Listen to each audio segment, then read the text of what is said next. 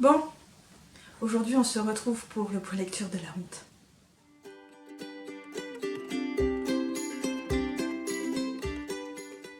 Salut tout le monde, aujourd'hui on se retrouve pour une nouvelle vidéo qui sera un point lecture extrêmement tardif, extrêmement en retard, puisque les livres de ce point lecture ne seront consacrés qu'à ceux lus en novembre, voire décembre 2019, sachant qu'on est bientôt au mois de février. Voilà, je suis extrêmement en retard là-dessus. Voilà. Vous avez l'habitude avec moi, mais alors là, je crois que je bats des records. Qui plus est, ce ne seront que des livres romances MM, donc si vous n'aimez pas, passez votre chemin, c'est pas grave, hein. De toute façon je vous ferai d'autres points de lecture avec des livres un peu plus récents, évidemment, parce que j'ai pas fini de rattraper mon retard avec ce point lecture.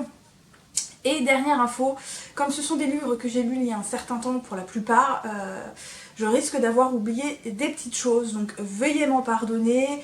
Je risque notamment d'avoir oublié les prénoms. Voilà, moi les prénoms, j'ai peut-être retenu un prénom sur tous les livres que j'ai lus, donc il y en a au moins 6.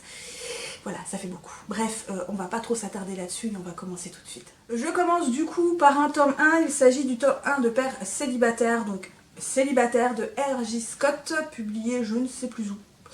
Je ne sais plus du tout chez qui c'est publié, je crois que c'est pas le plus important. Soit vous le verrez sur le livre, sur la photo du livre que je mettrai là ou là, soit je le noterai si j'oublie pas en dessous, mais je crois que c'est pas le plus important. Bref, ici on va donc suivre un jeune homme qui vient de rompre avec son compagnon, son conjoint, alors qu'ils avaient acheté une maison tous les deux et qu'ils avaient entamé une procédure pour avoir un enfant, donc avec une mère porteuse, puisqu'aux États-Unis ça se fait beaucoup. Donc ce père va décider d'élever l'enfant tout seul, il va décider de continuer la procédure et d'aller jusqu'au bout. Donc il va se retrouver père célibataire, un père extrêmement angoissé, qui a peur de faire mal, qui est terrifié à l'idée que son enfant s'étouffe dans son sommeil, qu'il ait faim, enfin bref, le père est d'un angoissé pas possible, donc c'est son bébé et il dort très peu parce qu'il est toujours avec son bébé, tellement il est terrifié à l'idée qu'il lui arrive quelque chose. Et il est tout seul, donc c'est très compliqué pour un père célibataire d'élever un enfant seul, surtout un nourrisson. En plus, il vient d'acheter sa maison, il vient de perdre son conjoint, donc c'est très compliqué pour lui. Et il y a des voisins qui ont aménagé dans la maison d'à côté. Donc 3 amis d'enfance qui ont décidé de vivre en colocation.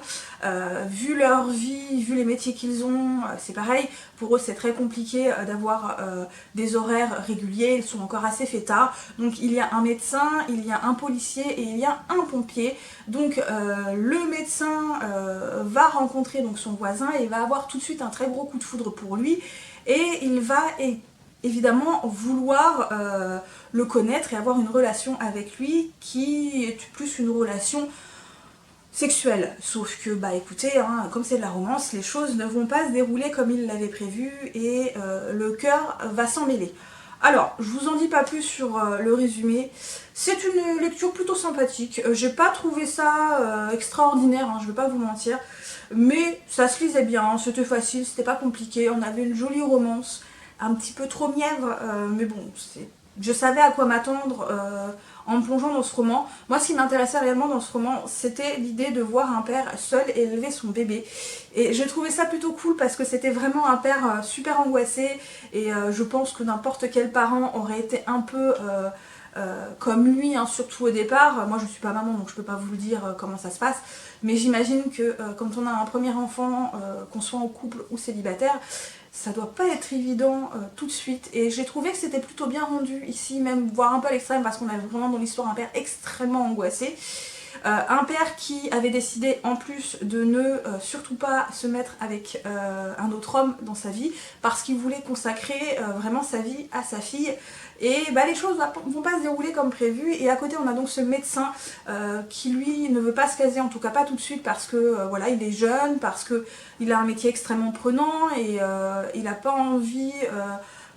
voilà, il n'a pas vraiment envie de se poser encore. Voilà, il a un métier prenant avec des horaires très compliqués, des horaires décalés, il a des très longues journées, il a pas forcément le temps beaucoup de se reposer, bref, c'est compliqué pour lui aussi, donc voilà. Après la relation, elle se met en place assez doucement, donc elle n'est pas brutale, ça j'ai trouvé que c'était cool, et du coup on a une relation vraiment qui va prendre un peu plus son temps que dans certaines relations, ça j'ai trouvé que c'était sympa. Après on a vraiment une histoire de famille qui va se mettre en place, et j'ai trouvé que c'était plutôt cool, plutôt sympa, donc voilà, c'est une petite histoire sympathique, sans prise de tête, on passe un bon moment, c'est une jolie romance un peu mièvre, qui ne restera pas dans les annales, mais bon voilà, pour passer un bon moment c'est suffisant. Ensuite je continue du coup par une lecture qui a été un vrai petit bonbon, un régal, j'ai passé un super bon moment. Il s'agit donc du Poids des sentiments de N.R. Walker, publié aux éditions Rainbow. On a une couverture déjà qui présage des choses assez drôles, et c'est le cas, ça a été une très jolie lecture, vraiment amusante, drôle, pleine de bons sentiments, pleine d'humour, pleine de trucs qui vous font que vous pouvez que sourire avec cette lecture. Alors ici donc on suit Henri. Henri est un jeune homme d'une trentaine d'années, il est bien dans sa vie, métro boulot dodo, il a un conjoint et voilà, il aime bien sa vie, sauf que son conjoint du jour au lendemain il le largue, et il ne s'attendait pas du tout à ça, et pour excuse il le largue en lui disant j'ai pas envie d'être un vieux comme toi qui passe sa journée, qui rentre le soir, qui va dormir tôt et en plus qu'il est gros, voilà, donc il le largue pour des raisons on va dire futiles à mon sens. Henri le vit très mal, il s'attendait déjà pas du tout à se faire larguer après 8 ans de vie commune, mais Henri très vite décide de prendre des choses en main, il veut récupérer son conjoint et donc décide de perdre du poids parce qu'il pense que ce n'est dû qu'à ça, et il va donc en salle de sport, s'inscrire dans une salle de sport pour perdre du poids. C'est là qu'il va rencontrer Reed. Reed est le stéréotype du coach beau gosse, bien musclé. D'ailleurs, Henri le compare très rapidement à Chris Hemsworth, donc l'acteur qui joue le personnage de Thor, donc, dans la fameuse trilogie de Thor, Ragnarok, Avengers, Endgame, donc dans les films Marvel. Et Reed et Henri ont un point commun, la nourriture. Ils aiment vraiment faire la cuisine et bien manger, donc de bons plats. Henri n'a pas de filtre, Henri n'a pas de filtre du tout, donc dès la première rencontre, ça va voler assez haut, et Reed va exploser de rire et va vraiment vouloir prendre, entre guillemets, Henri en main pour l'aider à perdre du poids. Je m'arrête là pour le résumer parce que il faut que vous le lisiez parce que c'est vraiment bon, c'est hallucinant. Henri, il a des réflexions qui sont à mourir de rire. Il n'a pas de filtre. Il a sa meilleure amie, elle est un peu comme lui. Et Reed est un personnage qui, évidemment, physiquement, il a tout du beau gosse, mais il est plus que ça, il est beaucoup plus que ça. Reed va, très rapidement, et on va le voir, avoir un petit crush pour Henri et vice versa, et c'est très amusant. Ça parle vraiment d'acceptation de soi, ça parle d'acceptation de l'autre, ça parle de ce qu'on a dans le cœur plus que ce qu'on a à l'extérieur. Donc évidemment c'est plein de bons sentiments, la réalité ça se passe pas toujours comme ça, mais c'est pas grave parce que dans ce livre, c'est un bonbon, je vous assure. C'est très drôle, j'ai beaucoup ri, j'ai trouvé que c'était très amusant. La relation est très amusante, elle est très douce, elle est très agréable, elle est pas pleine de lourdeur, c'est frais, ça se lit tout seul. Et c'était vraiment trop bon. Je vous conseille vraiment cette lecture parce qu'on passe un super bon moment. Je continue du coup par une nouvelle lecture, donc le premier tome d'une duologie. Je vais vous parler des 2 tomes d'un coup parce que je les ai lus à la suite l'un de l'autre. Donc pour le premier tome, il s'agit donc de L'amour ne peut pas de Kim Fielding. C'est de l'autopublication, donc ici on est encore dans de la romance contemporaine. J'ai oublié les prénoms, je vous le dis tout de suite, donc je vais les appeler par le garde forestier et l'ex-junkie, parce que voilà, je me souviens pas du tout des prénoms. Donc on va suivre un homme qui est un garde forestier, qui a quitté la ville où il vivait, qui était une ville de cutéreux, très peu ouverte d'esprit, où il y a eu un drame qui s'est passé, puisque un jeune du collège dans lequel il allait, qu'il aimait bien, s'est suicidé, donc pour lui ça a été un peu la goutte d'eau qui a fait déborder le vase. Dès qu'il a pu, il est parti, il est devenu garde forestier. Donc évidemment il a fait sa vie, il a eu plusieurs relations qui ne se sont jamais terminées comme il le souhaitait, notamment son ex-petite amie qui a très mal tourné, qui va lui redemander de l'aide, donc il va l'aider un soir en lui soignant juste des coups qu'il s'est pris dans la tronche et le laisser dormir chez lui. Il va être retrouvé le lendemain assassiné, donc cet ex-petit ami, et ça va un peu lui retomber dessus puisque ceux qui l'ont assassiné vont vouloir s'en prendre à lui. Je ne vous en dis pas plus là-dessus. Ce garde forestier va rencontrer un jour un homme pareil de 43 ans à peu près, qui est un ex-junkie, et évidemment il va avoir un crush pour lui et vice versa. Sauf que vous en doutez bien, ça ne se passe pas facilement tous les deux. Alors j'ai bien aimé ce premier tome parce que déjà on a deux hommes qui ont entre 43 et 45 ans. Donc c'est plutôt cool d'avoir des personnages qui ont quand même un vécu derrière eux, ils ont une vie derrière eux. Bon, leur vie n'est pas terminée, mais c'est pas des jeunes de 20 ans, c'est pas des jeunes hommes de 30 ans qui sont encore en pleine construction, non, vraiment c'est vraiment des personnes qui ont un vrai vécu derrière, qui se sont construits, qui sont posés dans leur vie, entre guillemets, hein, puisque pour l'ex-junkie c'est encore très difficile, puisque lui clairement dès le départ, on le sait, il a aucune confiance en lui, il essaie encore de trouver des méthodes et des techniques pour vraiment s'en sortir psychologiquement, il essaie de reprendre des études, il a un travail, mais rien n'est évident pour lui puisqu'il n'a clairement aucune confiance en lui-même, mais vu le passif qu'il a, c'est compréhensible. Bref, on a vraiment quand même deux adultes qui sont quand même dans la force de l'âge, qui ont un vrai passé, ça j'ai trouvé ça super sympa. En plus, on a vraiment deux personnages qui vont donc avoir une relation, mais une relation qui va se faire finalement naturellement, mais pas se presser non plus, ce qui est plutôt sympa parce que j'aurais pas trouvé ça crédible si ça allait trop vite, vu le passif de l'ex-junkie qui n'a aucune confiance et qui pour lui c'est difficile, et notamment également pour le garde forestier qui lui finalement il pense que pour lui rien n'arrivera de bien, donc il préfère s'occuper des autres. Voilà, donc pour lui il estime jamais vraiment qu'il va finir par trouver l'amour et tout ça, donc vraiment ils ont tous les deux un passif. C'était plutôt cool, on a vraiment une vraie romance vraiment sympathique, j'ai adoré. La relation des deux personnages va vraiment se faire naturellement, on a des personnages qui ont un vrai vécu et qui ont une vraie personnalité, et ça j'ai trouvé ça super cool. On a également des personnages secondaires qui sont vraiment sympas. Maintenant, du coup, l'intrigue qui est mise en place par l'auteur, elle passe un peu au second plan et elle est un peu trop facile pour moi. Voilà, mais ça reste une bonne lecture, même si évidemment j'ai pas trouvé qu'il y avait un juste équilibre entre la romance et l'intrigue, et j'ai trouvé ça un peu dommage, mais bon, ça reste une bonne lecture. Du coup, j'ai tout de suite enchaîné avec le tome 2 qui est, sur le coup, l'amour est impitoyable. Donc on va suivre cette fois un flic qu'on rencontre dans le premier tome, qui est l'ami du garde forestier, dont je ne me souviens plus non plus du nom également ici. Lui c'est un asiatique, voilà, en tout cas il est métis, il sait pas trop d'où il vient puisque sa mère l'a abandonné très tôt. Voilà, il a grandi de famille d'accueil en foyer, donc il a eu une vie assez compliquée dans son enfance, donc c'est quelqu'un qui est très dur, qui est un sacré répondant, qui est très sec, qui n'hésite pas à dire ses quatre vérités aux gens, il a aucune, on va dire, il a aucun tact, il a aucune délicatesse, et il va être appelé pour un cambriolage dans une maison où une petite vieille a été très gravement blessée. Il va rencontrer un jeune homme d'à peu près son âge, pareil d'une trentaine d'années, voire un petit peu plus jeune, un peu BCBG, très propre sur lui, d'une famille assez aisée, avec un look très particulier, un parler très particulier, qui a été témoin de la scène, enfin entre guillemets témoin, c'est lui qui a découvert le corps, et évidemment, petit à petit, l'intrigue va se mettre en place, ce qui va amener ces deux personnages à se rencontrer de nouveau très régulièrement, puisque il va se mettre à enquêter sur des cambriolages dans les maisons des vieilles personnes et les meurtres de ces vieilles personnes, et du coup à chaque fois il va le rencontrer lui, puisque lui fait partie d'une association qui aide les personnes âgées LGBT. Voilà, je vous en dis vraiment pas plus. La romance pareil, elle va se faire tout en douceur, entre guillemets assez naturellement, ça encore une fois j'ai bien aimé.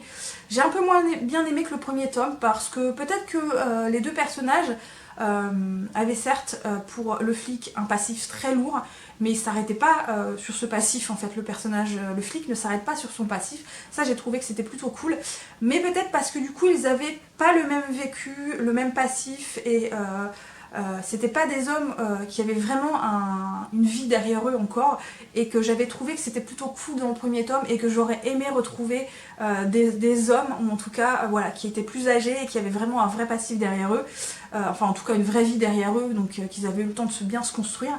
Mais ça reste quand même que c'était plutôt agréable, parce que le flic déjà il a un sacré caractère. Alors, comparé au jeune homme qui est très BCBG, très délicat sur lui-même, le contraste était assez cool. L'intrigue était un peu plus équilibrée je trouve dans ce tome 2, donc avec ces histoires de meurtre. Le flic va vraiment mener l'enquête et j'ai trouvé ça plutôt sympa. Avec deux personnages qui sont complètement opposés l'un de l'autre, qui vont essayer de vraiment trouver un équilibre entre eux, et ça j'ai trouvé ça vraiment cool, et surtout le flic, mais il a un caractère le flic, mais c'était bon, je vous avoue c'était vraiment très bon. Donc voilà, ça reste dans la même veine que le premier tome, assez sympa avec des personnages avec un passif plus ou moins compliqué, une relation qui va se mettre en place tout doucement, vraiment de façon naturelle, une relation très sympathique à suivre, des personnages quand même qui sont forts de caractère, qui ont vraiment des bons caractères, et avec une intrigue je trouve quand même un peu mieux équilibrée, donc voilà, j'ai passé encore une fois un bon moment. Je continue par une romance de Noël. Oui, en décembre j'ai lu une romance de Noël, d'ailleurs j'ai bien aimé. Il s'agit de Joyeux Noël, Monsieur Miggles de Ellie Aston. Je pourrais plus vous dire où c'est publié par contre, je crois que c'est publié chez Rainbow, je crois. Je vous dis peut-être n'importe quoi, mais je ne sais plus, j'en sais rien. Je sais plus. Bref, donc ici on va suivre Toby. Toby travaille à la bibliothèque de sa ville. Son patron s'appelle Sean. Et donc tous les deux travaillent en commun, voilà, dans la bibliothèque. Toby adore son travail, Toby a toujours voulu rester dans cette ville, il est revenu dans la ville de son enfance. Et il a clairement un gros crush pour son patron, qui est quand même plus âgé que lui d'une bonne dizaine d'années, je dirais. On sent quand même que Sean, donc son patron, a aussi un petit crush pour lui, mais clairement, on voit que non, il veut pas aller plus loin parce qu'ils ont une sacrée différence d'âge, et voilà, on sent qu'il a l'air assez nostalgique. Toby dit toujours qu'il a quand même une tristesse dans le regard, une nostalgie dans le regard, il a l'air souvent perdu dans ses pensées, il a l'air souvent très triste. Et Toby, voilà, il essaie parce que voilà, il a un gros crush pour lui, même si évidemment il se prend un peu des vents, hein, on va pas se mentir. Et malheureusement, un jour, son patron va être accusé de pédophilie. Voilà, je ne vous en dis pas plus pour ce résumé. Alors, j'ai bien aimé parce qu'on a quand même un Toby qui est un personnage assez loufoque, sans l'être, mais il est assez loufoque. C'est un personnage qui a quand même un sacré caractère et qui, en plus, lui veut absolument prouver que non, son patron est innocent et il va tout faire pour le prouver. Sean est un personnage, voilà, qui a un passif également derrière lui, qui... on va apprendre son histoire après plus tard dans le roman. La relation, finalement, elle va se faire de façon assez simple, assez facile, voilà, ça va se faire tout seul entre guillemets. Elle va pas se faire tout de suite, elle va pas se faire trop vite non plus parce que clairement Sean à chaque fois repousse Toby, donc évidemment la relation va pas se faire comme ça d'un coup. Ça j'ai trouvé que c'était plutôt bien, la relation était vraiment sympa, on a des personnages vraiment sympas. Et on a une intrigue plutôt cool parce que du coup on a un vrai équilibre entre les deux et j'ai trouvé que c'était vraiment sympa parce qu'on ne va pas s'attarder uniquement sur la relation mais on va vraiment avoir une intrigue à côté puisque quand même Sean est accusé quand même d'avoir fait du mal à une petite fille et vraiment ça j'ai trouvé que c'était bien parce que du coup on va vraiment traiter ce sujet là. Et ouais, c'était vraiment cool et j'ai bien aimé, moi qui n'aime pas du tout les romances de Noël, là j'ai trouvé que c'était plutôt sympa, on était vraiment bien dans l'ambiance de Noël. On a tout un tas de personnages secondaires vraiment sympathiques puisqu'on va rencontrer ceux qui viennent régulièrement à la bibliothèque et qui vont soit être pour Sean, soit non, mais on va vraiment avoir une espèce d'amitié, communauté autour de cette bibliothèque et autour de Sean et Toby et j'ai trouvé que ça c'était plutôt cool.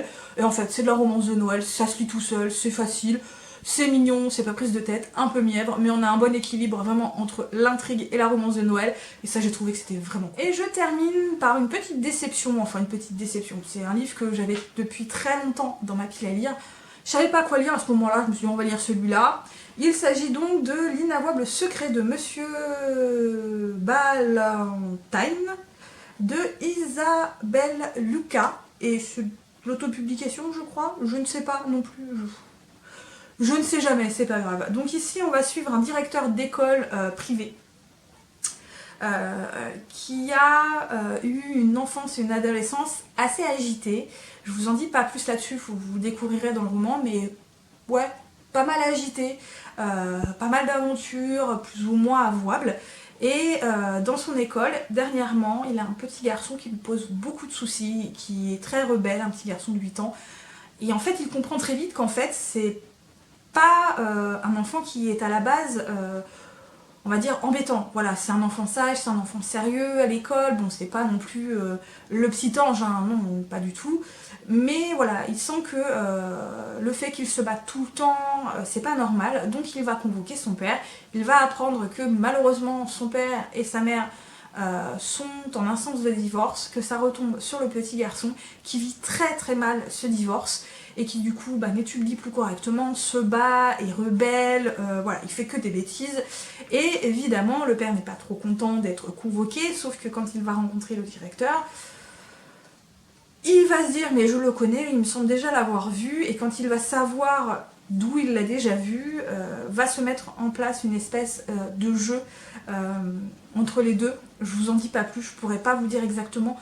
C'est un jeu sans être un jeu, voilà, et fait entre guillemets de promesses, de menaces, de voilà, je peux pas vous en dire plus. Bref, voilà, une relation, une romance, voilà. Je sais pas trop quoi penser de ce roman, pour tout vous dire.